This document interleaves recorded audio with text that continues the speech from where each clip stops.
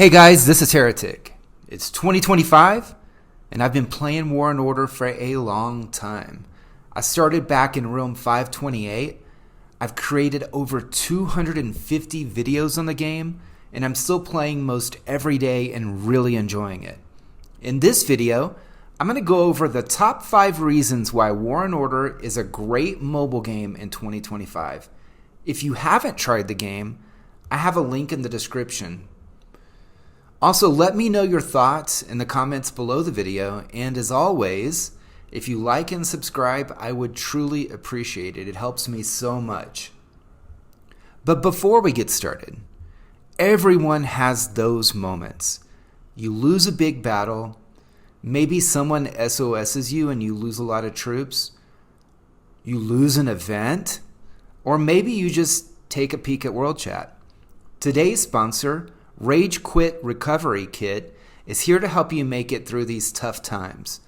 Check out this video for more info. Are elite war losses getting you down? Is World Chat more toxic than a level 4 swamp? And let's not even talk about that time you sent infantry instead of cavalry. You don't have to face the heartbreak of mobile gaming alone. Introducing the Rage Quit Recovery Kit, your one-stop solution to overcoming the darkest moments in War and Order. Inside this magical box of tranquility, you'll find everything you need to restore your gamer zen. A plush stress ball. Take out all your frustration without breaking your phone. It's shaped like a commander helmet, because even when you're mad, you're still a leader. A box of Tears of Victory tissues. Soft, absorbent, and perfect for wiping away tears, whether they're from sadness or laughter at your alliance's bad strategies. The Not My Fault notebook. Write down all your excuses for losing Elite War.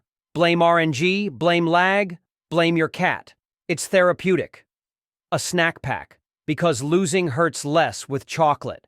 And motivational quote cards, featuring gems like, you miss 100% of the rallies you don't join, and every loss is just practice for your next win. Say goodbye to rage and hello to resilience. The Rage Quit Recovery Kit doesn't just help you bounce back, it makes you stronger. Get your Rage Quit Recovery Kit today for just 9,999 W coins. Because sometimes, the only thing standing between you and victory is a little self-care. Okay, let's get started. This list I compiled as the top reasons I play the game and what keeps me coming back.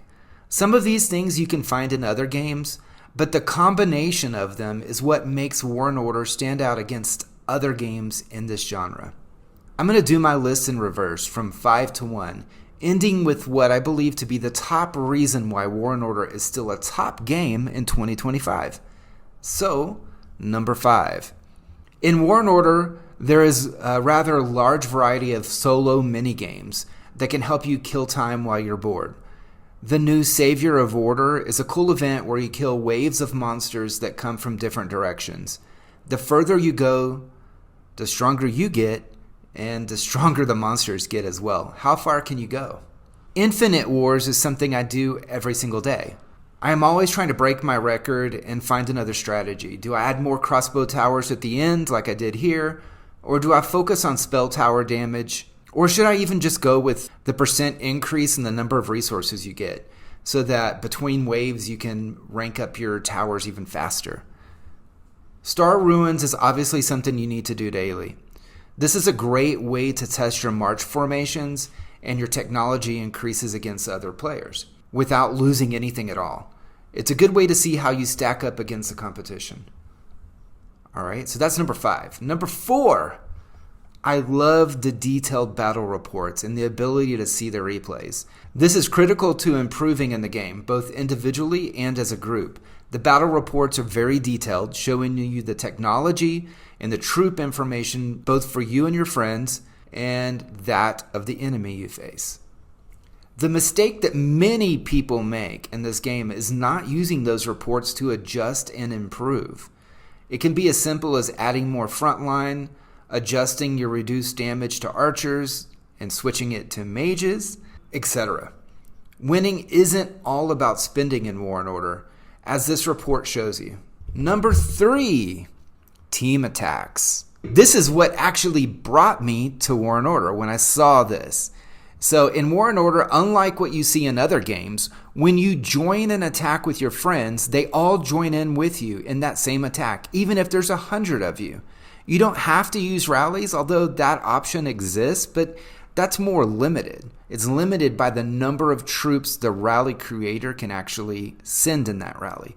But in any attack, if you just arrive at the same time or while that battle is actually still going, you get added into the attack. You can do that both when you're defending a friend. So someone attacks one of your friends, you're shielded, that's fine.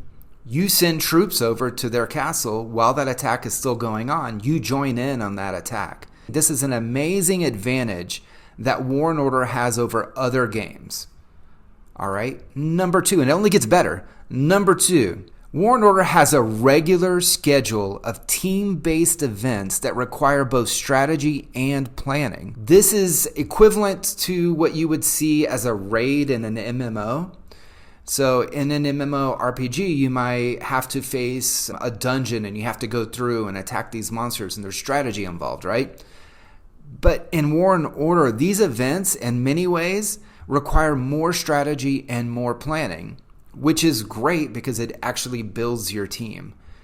You'll be faced against other alliances or even other realms, and you have to find a way to win. Whether that event is Elite Wars, which is an amazing event where you face another alliance on one of these several different random maps, and you have to either control more castles at the end of the event, or you have to beat their main base. So the event could take anywhere from 15, 20 seconds to the full hour, the full 45 minutes to finish. I think it's 45 minutes. Elite Adventures is an event where you and your alliance compete against the system. It's somewhat similar to Elite Wars, but you're going against the system on one or more maps in one event. And in this, you get really good rewards at the end as well. But as you go through these maps, from one to the last one, they get progressively more difficult. And so as you go, you're going to have to use more and better strategy. You're going to have everybody show up to the event, that sort of thing. Fortress Wars is another event where you compete against several other alliances. So I believe there's 6 in total. And it requires a lot of teamwork. And in this event, you start on the edges of a map full of castles.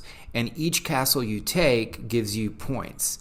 And as you move towards the center, the castles give you more points. So it requires a lot of strategy, like where do you focus, when do you focus, that sort of thing. And these are only 3 of the many different events that require strategy. Brave Valley, for example, Wilderness, Frontiers. There's a ton of different events where your alliance competes, and it requires strategy and planning, and it builds teamwork, and it is something to be interested in. And it's something, frankly, for a mobile game is super interesting and something you wouldn't expect. And number 1, so this is the big one for me. Number 1, the top reason why War and Order is a great game in 2025, and this is going to seem silly, but it's the chat interface in the game that automatically translates for you so that you can communicate with people all over the world. It allows you to build your community, your alliance, make friends, form meaningful bonds, and it's what will keep you coming back over and over to the game because you can talk to people and it's easy to communicate. I've played many different strategy games on mobile devices, and the chat normally is what kills it. It may have some like new graphics or a new idea that's really cool, but then when you get in and you actually want to talk to people within your alliance and actually build some teamwork and strategy, it becomes very, very difficult. And you have to use outside tools all the time to just be able to communicate day to day. But because of this ability to talk to people easily within the game, you get to learn about different cultures and people, and it makes the game fun to play. So this is my top 5 list for why I think War and Order is an amazing game to play in 2025. What do you think? And with that, as always, take care.